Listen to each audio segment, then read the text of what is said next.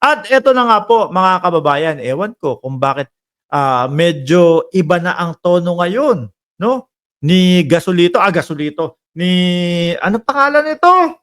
O sige nga hulaan ninyo kung sino kung sino yung nasabi kong Gasolito. Ano pangalan nito? Si nakalimutan ko na. Ganyan po mangyayari mga kababayan, eh, 'no? Doon sa mga DDS, unti-unti po nating makakalimutan yung mga pangalan nila dahil unti-unti pong mawawala na din sila, 'no? Kagaya po ni Kibuloy. Minsan nalilimutan ko na din po apelyido ni si Kibuloy, eh, ano? Eto si Attorney Topacio, o yan salamat kay Jordan G. Alam niyo po napansin ko kay Topacio nung mga nakaraan, yung mga pinagtatanggol si Kibuloy, si Tebes, 'no? Ewan ko kung legal counsel din 'to ni Bantag, oh, sino pa?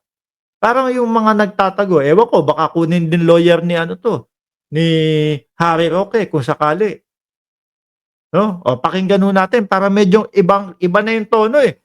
Dati laging maka-Duterte 'to, maka-Duterte. O baka naman ramdam niya na ho, mga kababayan, na humihina na yung pagiging lawyer ko, ah. Wala nang nagpapaano sa'kin, wala nang nagpapa-lawyer sa'kin, ah. Pakinggan po natin mga bossing, 'no? Ang gugustuhin ni PRRD, hindi naman kami haharang doon sa mga ICC. Hindi lang kami tutulong. Ngunit kung pumapayag siya na makipag-usap siya o magpa-imbestiga siya sa ICC, nasa kanya yun. Yung sinasabi ko ho sa inyo mga kababayan.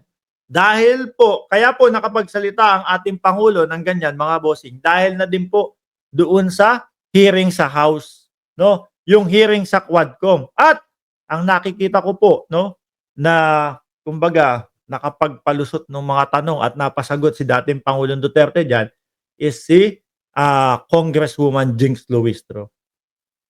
Sabi ni Topacio doon, ewan ko doon, hindi naman ako natatalinuhan doon kay Jinx Luistro, eh. Sabi po dito ng ating presidente, mga kababayan, kung gusto ni dating Pangulong Duterte magpaimbestiga, eh di bahala siya doon, no? Eh kung gusto, eh di mahayaan natin sila. Tayo naman is steady lang tayo doon sa sinasabi nating hindi tayo makikialam.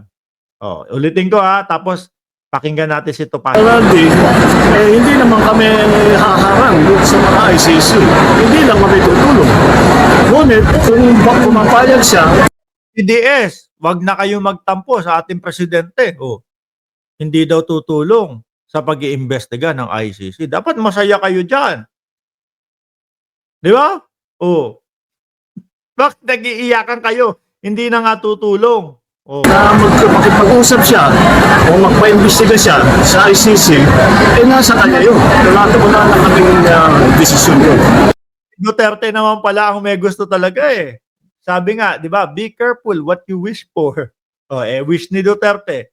Eh di pagbigyan. So when President Bongbong Marcos said, hindi kami haharang, hindi rin kami tutulong dun sa ICC, what does that mean? Is he saying that the Philippines will still not rejoin the ICC as a member? I believe, in fairness to the incumbent president, Ferdinand Marcos, I think he's being consistent in his policy of the Philippines having withdrawn from the Rome Statute. It will not extend any material assistance to Oo, tama, 'di ba? Eh buti si Topacio naintindihan ngayon 'yun. Eh bakit yung mga DDS sila sino ba 'yon? Yung malaki yung peske na gano'n, na wanted ngayon sa Kongreso, na mukhang magiging wanted din sa batas. O tignan niyo, makakalimutin na ako kapagka mga DDS, unti-unti na hong naglalaho sila, eh. 'No? Si Roque, oh, lagi sinasabi ni Roque, eh, ICC, ganito, ganyan. Nahahalata tuloy silang natatakot ho, mga kababayan. Meron pa sinabi si Roque, oh, sabi ni Roque, kung ang kapulisan po natin, 'no, eh, huhulihin o kukuhanin si dating Pangulong Duterte, eh, kidnapping po 'yan. Kidnapping po 'yan 'pag galing sa Interpol, o 'pag galing po sa labas ng bansa natin at hindi po galing sa korte ng Pilipinas. Sabi pa po yun, no? Oh, yan naman, oh. Buti si Topacio naintindihan. Oh, in fairness sa ating presidente, hindi niya pa din papapasukin ng ICC, no? Pero dahil sabi nga ni dating Pangulong Duterte na okay lang, oh, yan. Hindi pa din makikialam si Pangulong Bongbong Marcos, di ba? Christine Rebultan, oh, sa RA 9851 siya madadali. Si Asar Khan, shoutout sa iyo.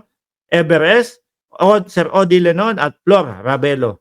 Oh. To the ICC. But of course, he is also correct in saying that if it is the subject of an ICC investigation, if it is the choice of that person subjected to the ICC investigation to present himself, of course, that is his own prerogative and the government cannot stop that. Attorney Chrissy Conti, Okay din sa iyo na imbestigahan na si dating Pangulong Duterte ng ICC?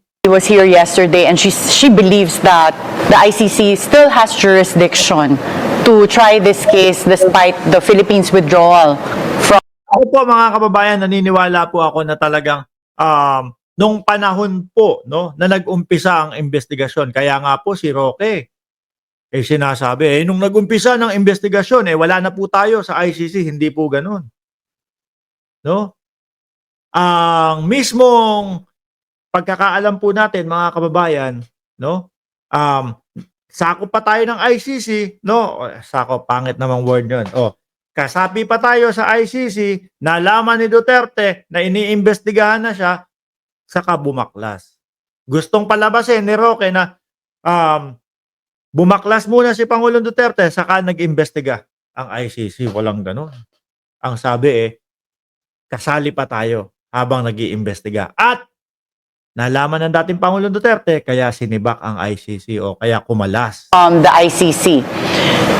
But should that happen, if there's an investigation here and then Congress recommends the filing of cases against President Duterte, does that negate the basis for ICC's investigation that there is no proper judicial system working in the Philippines?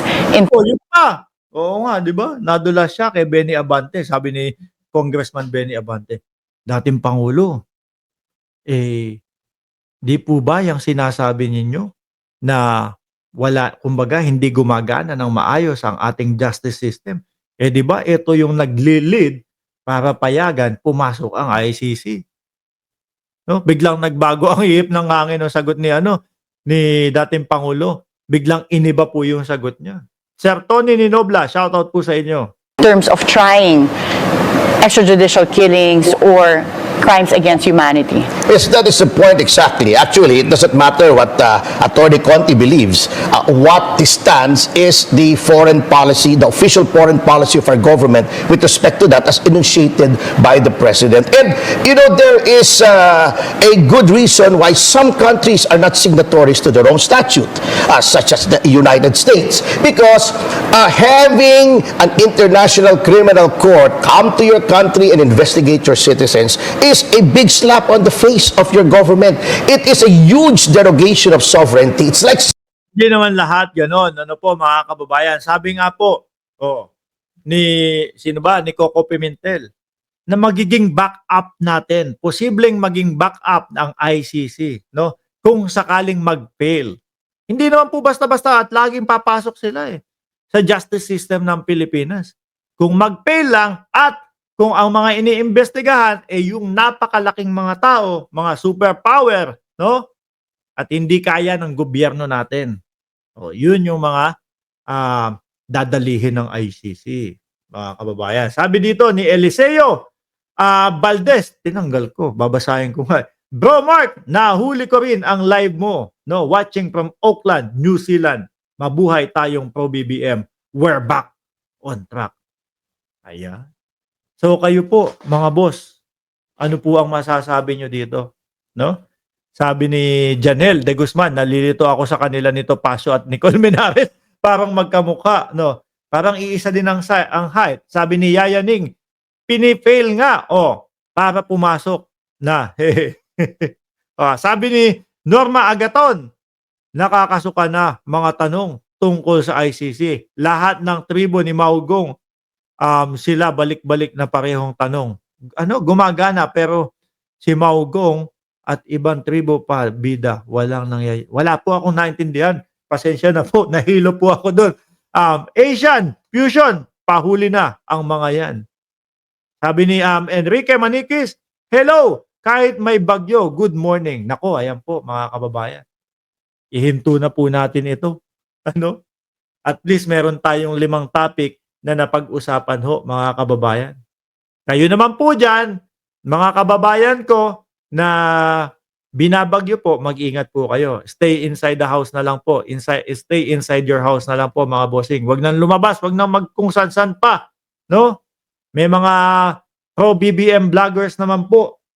O meron po mga sumusuporta na mga vlogger kay Pangulong Bongbong Marcos. Pwede nyo panoorin yan habang bumabagyo. Basta mag-ingat po kayong lahat, mga boss, chief amo, mga sir, madam. Paalam po. Mga DDS, pwede na kayong